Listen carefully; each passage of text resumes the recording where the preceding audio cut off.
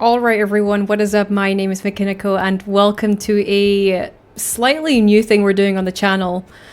We today are going to be kind of doing a little, I don't know if I'll call it a book review. It's not that deep, honestly. It's just my kind of like thoughts on having finished Gaunt's Ghost. The first and only, oh my light is giving you a bit of a reflection there. There you go, you can see it now. So we read the first and only, which is part of the Gaunt's Ghost kind of like omnibus series. And honestly, it was the fucking best book I've probably read in like over 10 years. I've said it to everyone who hasn't and is actually more into and knowing of Warhammer than me that you really have to read this. It is so fun. Now, I did a poll on my channel like last year at some point asking, okay, if you want to read Warhammer, what would you read? And the poll did come out top with Horus Heresy, and I bought that as well because I had to listen to the poll, but I also wanted to be like, okay, which one actually kind of do I feel that, you know, pulls me in the most? And I kind of went with Gaunt's Ghost, which was another suggestion, but it wasn't top. I started reading Horus Heresy, and I think like maybe, don't know, like 5 pages in, I was like, ugh, this is a bit dry.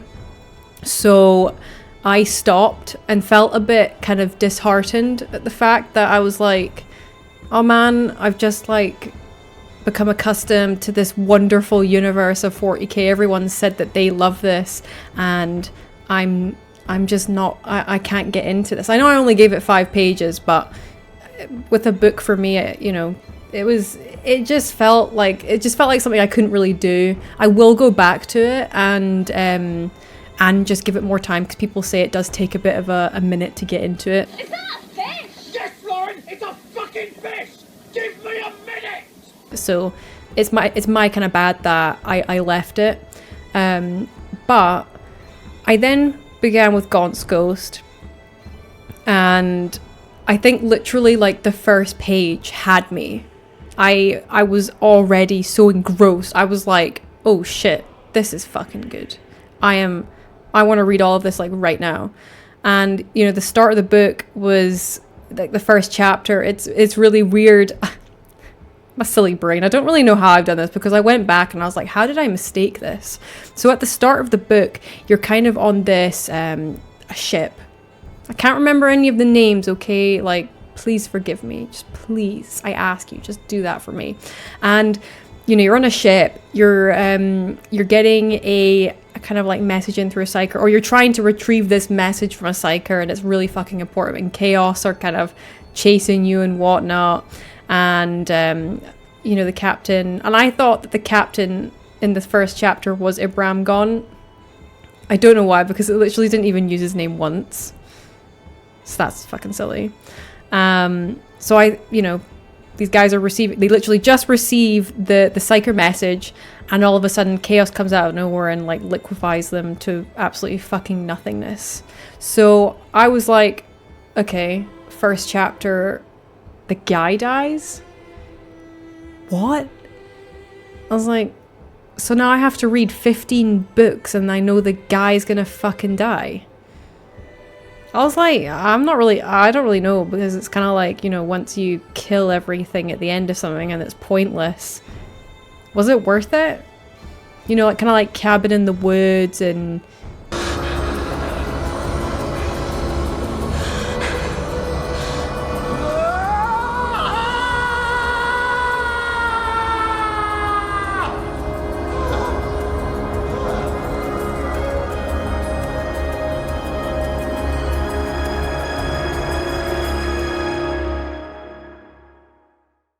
anticlimactic for me. I don't like when something isn't beneficial in the end, or there isn't a resolution really. It's just all for fucking nothing. I don't know if you understand where I'm going with that. So I kind of felt like that, and then I realized that I can't read. So that was my number one problem here, is that I mistakenly somehow thought Gaunt was the guy on the ship, and it wasn't. It was some other dude from like very high up. And this whole, you know, idea of they're trying to receive this really like important message is the whole concept of this book.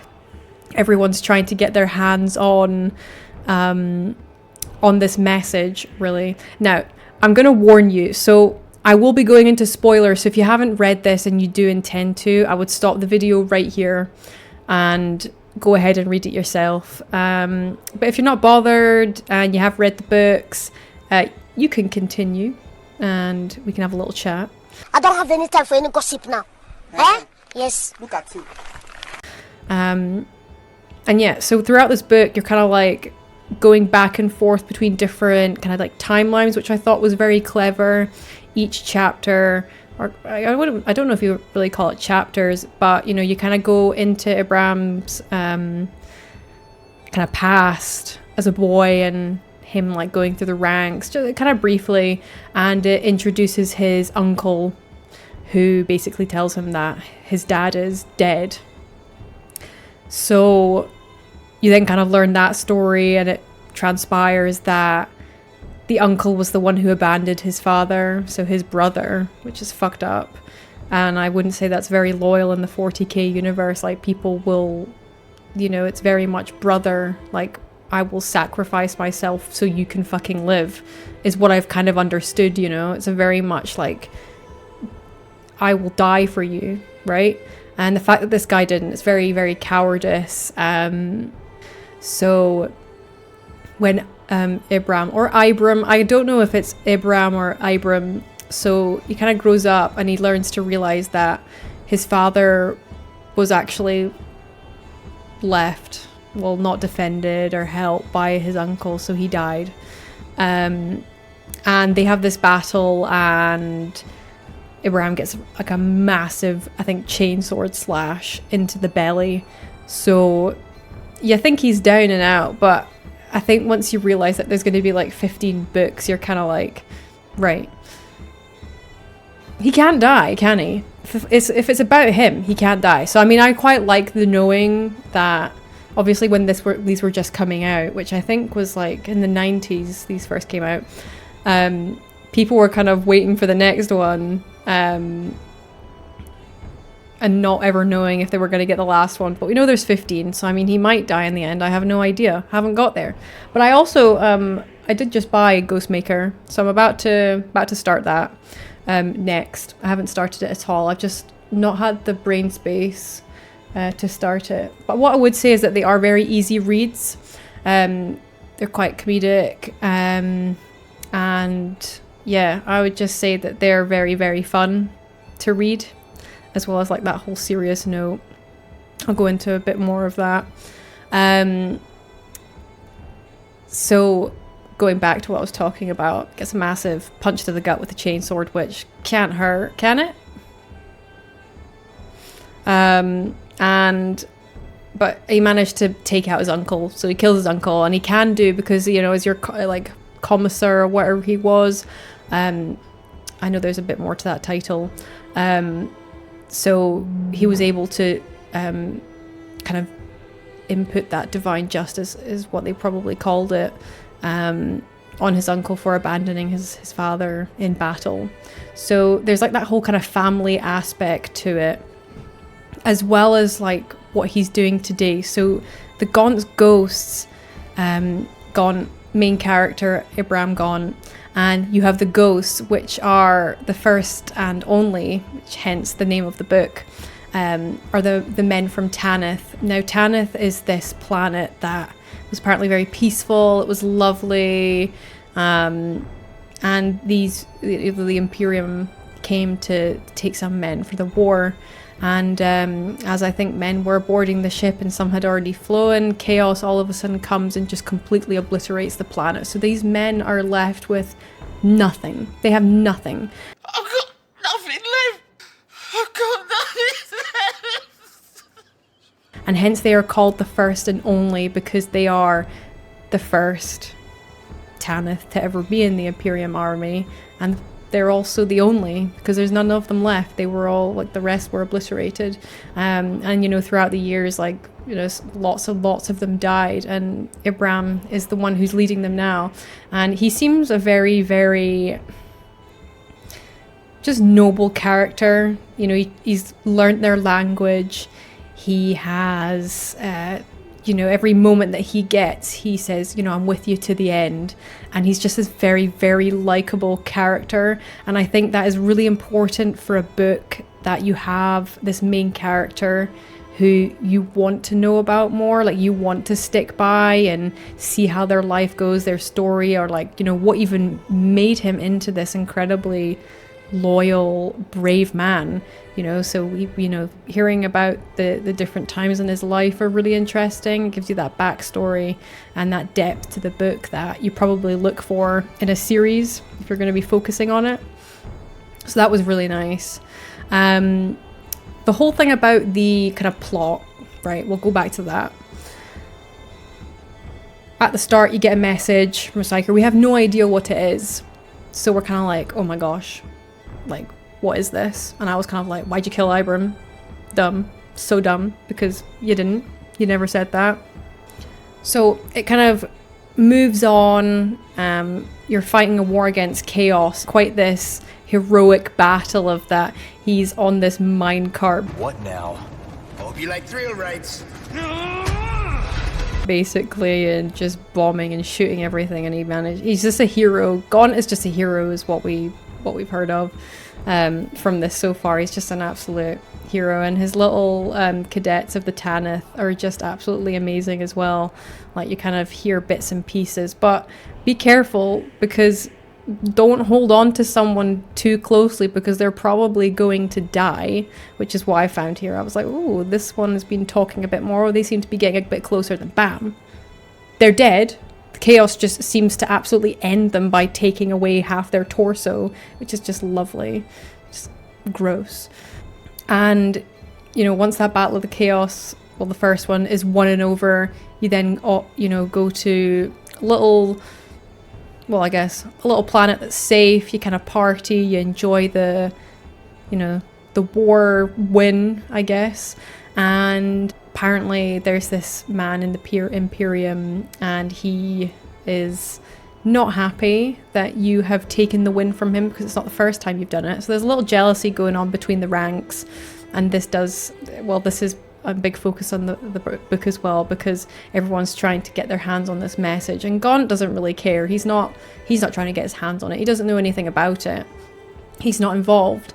But while on this planet, after, you know, fighting chaos and winning, he gets a message from an old friend, and he is then, you know, taken out in his little taxi. Taxi!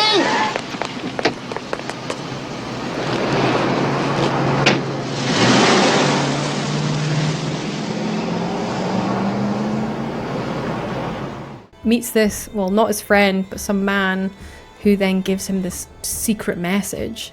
And, you know, they're then attacked. And, you know, Gaunt manages to slip away, and he gets back. But they can't open this message. It's a data slate. They're like, what is this? Like, why is it so important?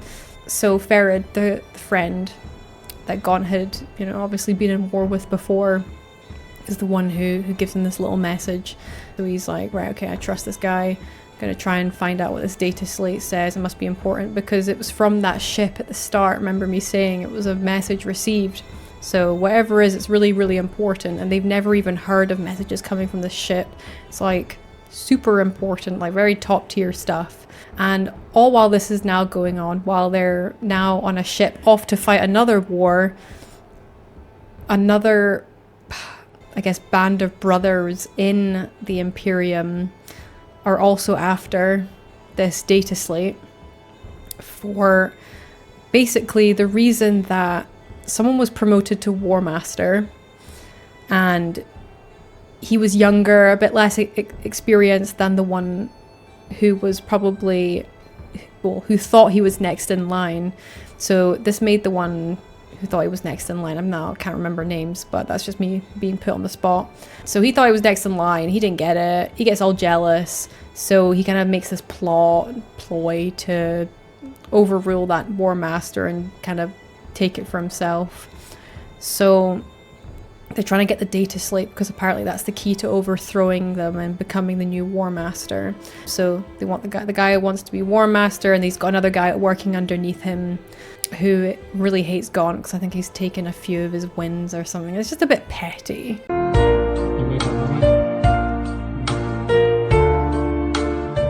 You know, it is a bit petty, to be honest. And they're all on the same ship together, these two different people who are after the data slate. Well, one is after the data slate, and Gaunt's ghosts have the data slate. And Gaunt, being himself, he lets the ghosts know, minus a bar few that he doesn't really trust. So there's Ron. There's like a few sleazy characters in the Tanith, and Ron's one of them. But he's apparently a really, really great kind of like, I don't know how to put it, really good at blowing shit up. So he does all that. But yeah, so there was a few that weren't in on the meeting saying, hey, we've got this data slate and it's really important that we find out what it is. Can y'all just like protect me a minute?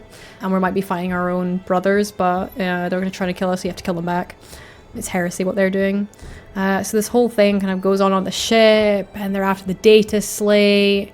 And there's this Inquisitor who's on the side of trying to take power. And he's a nasty guy. He's really described in such an awful way that he just sounds like really quite scary. And anyone I think who lays eyes on him is really, really quite scary. And he has this psychic power as well. So if he touches you, which I think he does to one of these guys, He touched us here, and here, and here.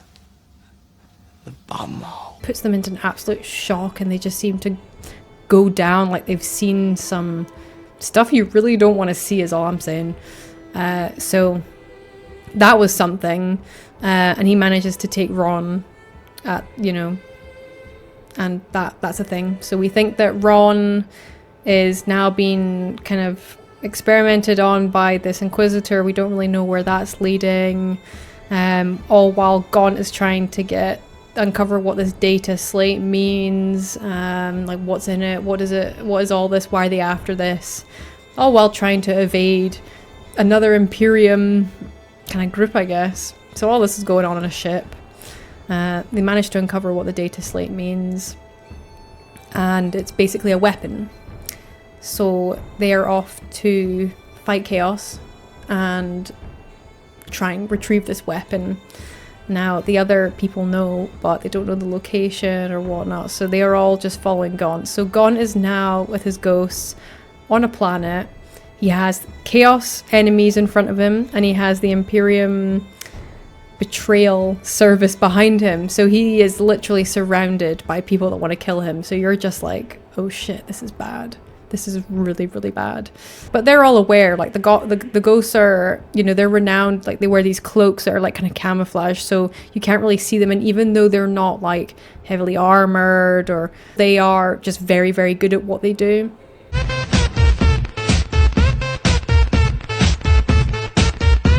And they always seem to come through in the end because of Gaunt and everyone pulling their weight. They've all got their own kind of special interest, I guess, whether it's guns, snipers, bombs. I know guns and snipers are, one of the same, but it just came to my mind that there's a sniper, there's a doctor, there's all these different people. But as I say, don't get too attached because they'll probably die.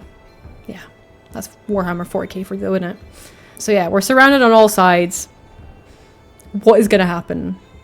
Well, first you got to deal with the chaos, which is just goddamn awful. And we still don't really know what like this kind of data slate really is. And all of a sudden, Ferret turns up, Gaunt's friend who gave him this entire problem in the first place.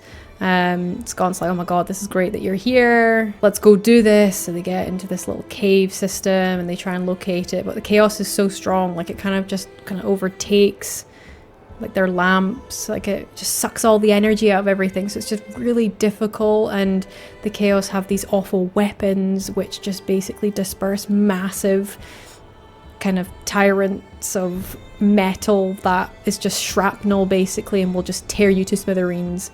Like they're awful. It sounds like an awful way to go. And one of the guys gets blinded and they have to take him, and he's the one that kind of traces if there's any like landmines. So that's a really interesting part of it. And they finally get to this weapon, and man, the weapon is apparently this like ancient kind of army that you can't kill. Yeah, it's kind of weird. And Ferid has, you know, become a bit power hungry, so you're like, oh, there's something, like something seems off with him. And all of a sudden, you know, you can see the Inquisitor who is in control of someone's mind, and we don't know who that is. We think it is Ron. Wait a minute. Who are you? But wait for it. So Ron is standing there, you know, you get little snippets. So it's like a very nice red herring in this book. Like so clever. You know, Dan Abnett, I have to give him his due. Like, such a good writer. I mean, for the one book that I've read, I love him. So I mean, the fact that he also wrote Horus Heresy, it gives me hope that I'll go back and I will enjoy. I just need to maybe give it some time, as I said. So Inquisitor and another, you know, the bad Imperium, they're wanting to take this data slate for themselves, who are also after Gaunt and just want to kill him because they're jealous. They're on his tail. Chaos Wall, they've defeated all the chaos that was down there. And you've also got Ferid, who's acting a bit weird. And Gaunt, actually, you know, what they were hoping was for this to be used for the Imperium, this army that you can't defeat. However, it has been in Chaos Lands for a very, very long time, and I think anyone with like their right mind that isn't power hungry would realize that, you know, even in the Warhammer universe, I've heard that if anything, anyone has seen chaos, anyone has touched it, you're corrupted. It's that infectious, you know? So the fact that this has been down here has definitely been tainted with chaos. And even me as a newcomer, like, I felt that was a thing as well. Like, I was like, okay, shit, this is going to be evil if you let this out the bag. Like, just don't do it. Leave it down there. And, you know, like, Gaunt being a heroic character and all is like, we're just going to blow it to smithereens. Like, fuck this really ancient, cool thing. We're just going to blow it to pieces because in the wrong hands, and also it's been down with chaos a long time. It's going to be fucked. So good on you, Gaunt. All I'm saying. Good for him. And Ferid gets a bit upset, and it all then, you know, the realization is that the Inquisitor had got Ferid a long time ago, and Ferid was the one being controlled by the Inquisitor, but luckily he goes kaboom, and Ron, even though he was experimented on a bit, or whatever was happening to him, it wasn't long enough, so we couldn't truly get into the mind of him. So these psychic abilities are just fucking crazy, to be honest. This whole psychic thing is just absolutely mad in Warhammer. Like, I was like, oh, is it just like laser eyes or teleportation or, you know, kind of like Harry Potter shit? Wingardium Leviosa. Well done, dear. But it's not really. It's something just far more abominable and incredible than you could ever imagine. So that's cool. We meet the other gang that are trying to kill us, but we managed to kill them. And Gaunt and everyone get out safely, minus a few casualties. Like, people do die along the way. I'm kind of, you know, brushing over the characters that you kind of like. And yeah, I've kind of brushed over it. And it's like kind of a nutshell I've just given you. But it was absolutely incredible. And, you know, if you haven't read this book, I really do recommend it. And I'm sorry that I've just ruined it for you. But at least, you know, you won't have been ruined by book 2, which is called Ghostmaker. And in the book, it's quite funny, like in First and Only, they make a reference to Ghostmaker in the first one, and also Necropolis. So Necropolis is the 3rd book in the series. So the fact that there's like these little tidbits for us, little Easter eggs for us to cling on to is just really, really cool. And I just loved it. It was funny, you know. You've got, I'll read you out some of like the things that I've highlighted in here. You know, there's just little bits of humor that I just find really funny. It's witty, and I appreciate it so much. And you know, there's a part here in chapter 14 that says, "Cometh the hour," he said. "Come who?" Bragg asked. "What I mean is, it's now or never. We've given the commissar long enough. He should be with the captain now," Dordan said. You know, like things like that, just even though it was 2 lines, like, "Come who?" I was just like, that would be totally me in that situation. I'd be like, "Come at the hour, what you saying, mate? Come on, speak English." You know, just like little bits like that, and there is more, but I won't go into it. I've already spoken for 24 minutes here. But I just wanted to give you my overview and a little overview of the book, of what I understood. And I would love to hear what your thoughts were on Gaunt's Ghost, if you've read it, if you've read the first one, if you've read all 15, what your thoughts were, what you take away, what your best bits were. Don't give me any spoilers because I'm going to be working through all 15 of them and I can't wait. So yeah, on to the second one for me. I might give you an update. We'll see how this goes. See if you guys like this kind of thing. Just me rambling on, really, to be honest. I've really enjoyed talking about it because I did love the book. And I didn't think I was going to be able to talk for 25 fucking minutes, but here we are. Let me know. Leave a like and subscribe. Let me know you love me, because I love you back. And I will see you very soon for some more content. Take it easy.